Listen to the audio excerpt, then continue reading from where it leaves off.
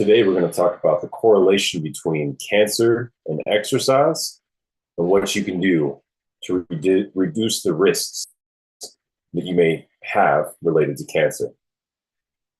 My name is Ryan Sanders.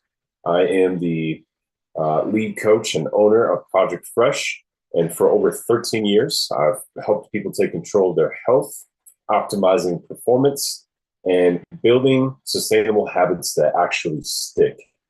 As a certified strength and conditioning specialist and a certified sports and nutrition coach, I've worked with everyone from busy professionals to athletes, coaching them through the science and real world challenges of fitness and nutrition. Here, I share the stories, lessons, and strategies that make long-term wellness possible. And I might change the strategies to systems. I think systems is actually going to be a better word. So stories, lessons, and systems. That's something I just thought about as we continue to adapt and improve what we do. So as I mentioned, I'm going to be talking about the correlation between cancer and exercise. If you guys know anything about me, you know one of the reasons why I do what I do is that almost 8 years ago now, in December, I watched my dad pass away from stage 4 prostate cancer. That was in 2017. And he was diagnosed back in 2012. I knew exactly where I was standing. I was standing at a high school working on a energize of traffic lights for a little intersection going into that high school. That was actually my second project. So it was 2013. 2013. It was 4 years. So yeah, it was about 3.5, 4 years. So about 2012, 2013 is when I got the call, I believe from my mom telling me that my dad was diagnosed with cancer. And all throughout my childhood and even into my adulthood, I watched my parents yo-yo in and out of eating, trying to eat well, trying to exercise well, trying to lose weight. And that was unfortunately the byproduct from my dad. More recently, had a very intense and emergency scenario for my mom related to her health just about 8 years later. So unfortunately, I've seen this take place related to my parents, where both of them have experienced poor health outcomes with what happened back in their earlier days. So I do have some personal experience with this related to exercise and cancer and the correlation between the two, but I'm not going to sit on my personal expertise or my personal experience. Instead, I'll point you guys to an article that CNN just released recently about a study from the New England Journal of Medicine, where they were looking at the correlation between the two areas, the two aspects, if you will, cancer and exercise. And I'm already about 5 minutes in, so we'll be wrapping this up here in about 5 minutes. So ultimately, the conclusion of the article, and I'll make sure I post it in our story so you guys can read it as well, is what advice from a clinical or medical physician standpoint needs to be done. And the recommendation is that you exercise. Now, oftentimes when you're dealing with cancer or onset, usually an inflamed body, oftentimes the doctor is going to recommend that you exercise well, that you eat well. If that physician has looked at the studies and paid attention to what's actually more prevalent, they'll tell you want to do about 150 minutes of exercise a week. So on average, if you're training 5 days a week, that's going to be 30 minutes. If you step down to 4 days a week, a little bit more, right? 40, 42, 45, somewhere in there. Not perfect math, but effectively, you're going to need to do a little bit more if you're doing less days per week in that context.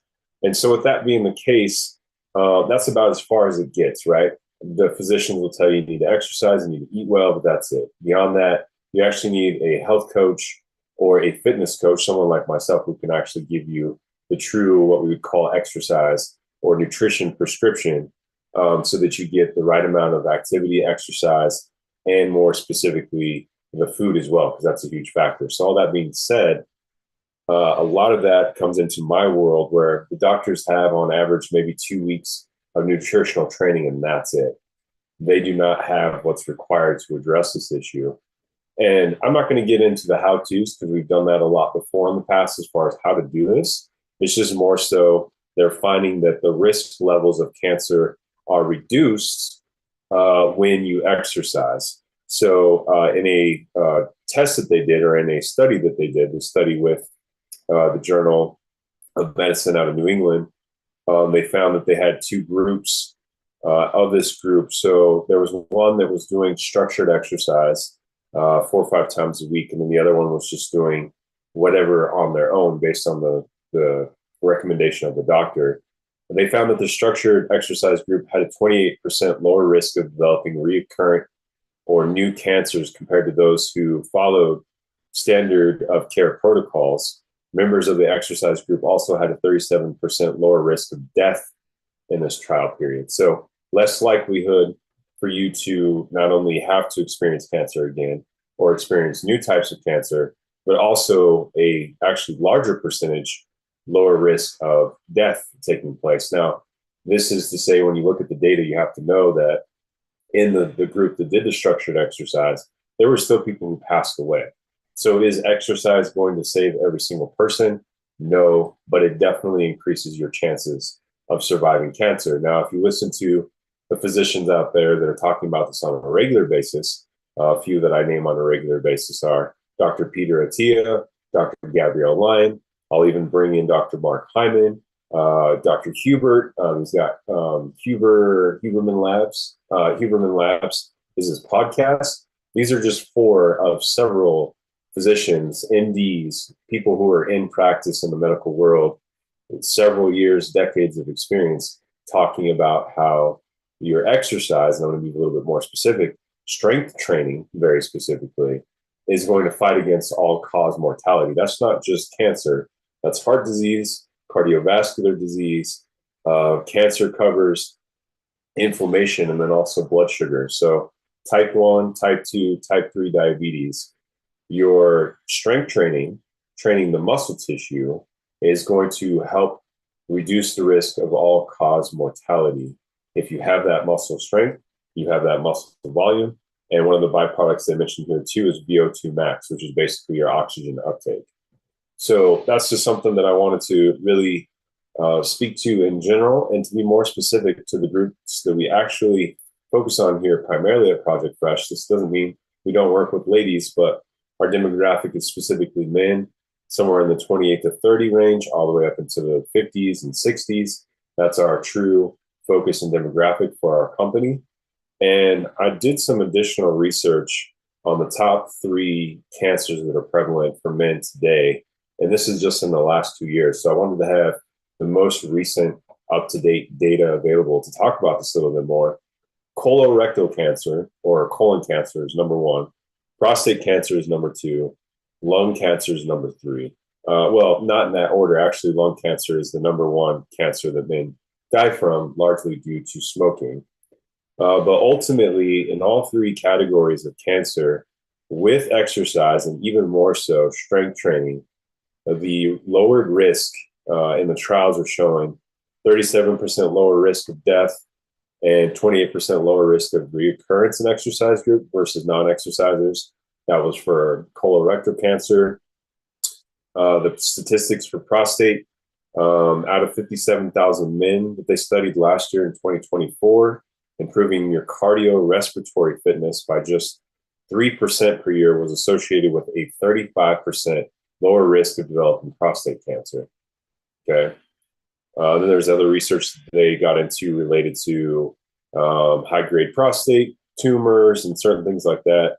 But strength training and cardio that challenges your cardiovascular was the primary mode of exercise. Lastly, with lung cancer, on a top-tier muscle strength and cardio fitness, 19 to 41% lower mortality, all cause again, in cancers like lung cancer, colorectal, compared to less fit patients. So if you're more fit, your risk of cancer, experiencing cancer again, experiencing cancer coming back, or passing away, the risk is less likely to lower. It's a lower risk compared to if you're not in shape and taken care of, specifically first and foremost your fitness, and then of course the nutrition to support that. And that's in all cases for these studies. So that being said, that's what we do here. That's what we focus on, is we're not just talking about what we've seen in the very limited batch of people that we work with as far as the company, but on a more broad scale, what are the actual trends that are taking place in the United States? And we know for sure it's due to our comfort culture. We also know that it's due to the poor food and the making of the food. If it doesn't have a mom and a dad, if it isn't grown in the ground, excuse me, or grown on a tree, the likelihood of that food being healthy for you reduces significantly. And so these are a few different things. There's other lifestyle habits that obviously contribute to your well-being and overall health. But these are two key factors. Comfort culture, which means less exercise, and then a poor food source on average, which means obviously disruption of the cellular health of or the health of the cells, if you will, as well. So all that being said, that's what we really focus on. And to really dial it down, something that we're going to do, so we're not just here to tell you about the challenges, but to also continue to provide solutions, because that's what we do as a company, is provide solutions for these things. We are going to be providing, and if this is of interest to you, if this might be something you'd be interested in after seeing this, we have a program that we're putting together very specifically. Just want to make sure I have the right one here. I'm going to scroll through my notes. Okay, so we got to move to Thrive. It's a 5-day coaching sprint where we're going to get into some more of the specifics. Day 1 is going to be a kickoff. Day 2 through 4 is going to be more specific modules. And then day number 5 is going to be a wrap up and strategy. This is a paid program for 5 days.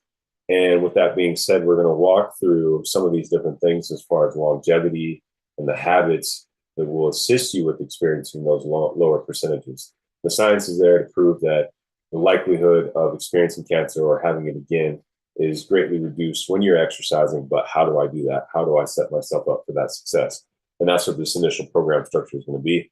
Again, a 5-day setup with about an hour or so, maybe between 30 minutes to an hour per day for the commitment. And more of the details we'll share with you for those that are interested. If you are interested in this, go ahead and drop in our comments or here in the chat. Move to Thrive, and we can connect and get some more details. But otherwise, this is our Monday Lunch Live. So thank you for hanging in there with me. We're just a few minutes over today, but I wanted to make sure I dialed in on these specifics, because this is our reality. And this isn't getting better. It's actually getting worse right now. As we continue to do these studies, as we continue to look at the data year after year, not only is it worse for Gen X and Y, so the generations after the baby boomers, but it's even getting worse for Gen Z, as we're finding. So generationally, as we continue to go back further or get younger, if you will, it seems that these numbers are continuing to increase. So until we make some changes in our fitness and our food, it's very probable and most likely the case that we can see these things continue to get worse, like the autoimmune scenario that we have that's more and more prevalent in younger generations than older generations. The higher levels of cancer that are coming up in younger generations than olders, also more prevalent.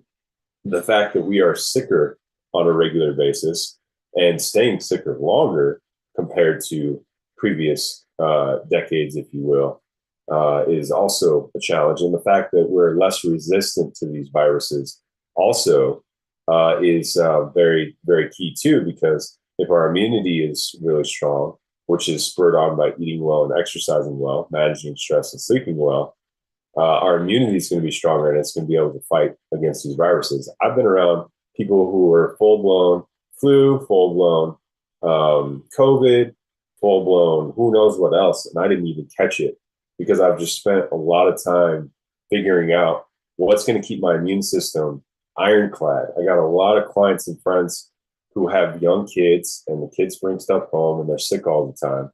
And I do my best to encourage them. I'm not going to tell people what to do.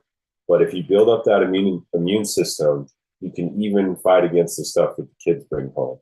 So I hope this is useful for you guys. And I just saw my brother-in-law's line. What's up, man? How you doing? Good to have you on, Tarek. Significant motivation to keep training others and looking fit and strong. Yeah, beyond the fit and the strong, you got a great point, is all the other aspects of what this does for us, from our immunity to our longevity, both health span and lifespan, to how it translates to those around us. It really makes a huge difference. So I don't know. I feel it's tough to be in my mid 30s and see both of my parents, one past the other, going through health challenges, seeing those experiences so early on in life. Had a lot of people tell me and my wife Oleana about, it's just like, you guys are really young to be going through these scenarios with my parents. And the reality is that I often wonder if I'm getting this early to be able to share this with others that may not have to have that experience until down the road, to encourage your parents to take care of themselves as well as take care of yourself too.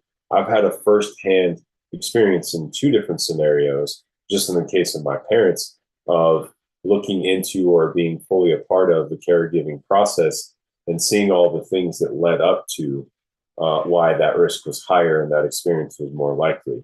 So hopefully that makes sense. But like I said, I'm going to go ahead and wrap this up. You can catch us every week, Monday, 12 p.m. Mountain Standard Time. So that's 11 on the West Coast, 2 on the East Coast, for our Monday Lunch Lab, where we'll continue to address different topics like this. I like this one. I had a friend who's in our industry. She's a rolfer. Send me this link, and I was like, this would be a great topic to cover for today. So we'll keep this trend going. I hope you guys have a phenomenal week. Stay healthy, stay safe, and we'll see you next time for our Monday Lunch Live. Do take care.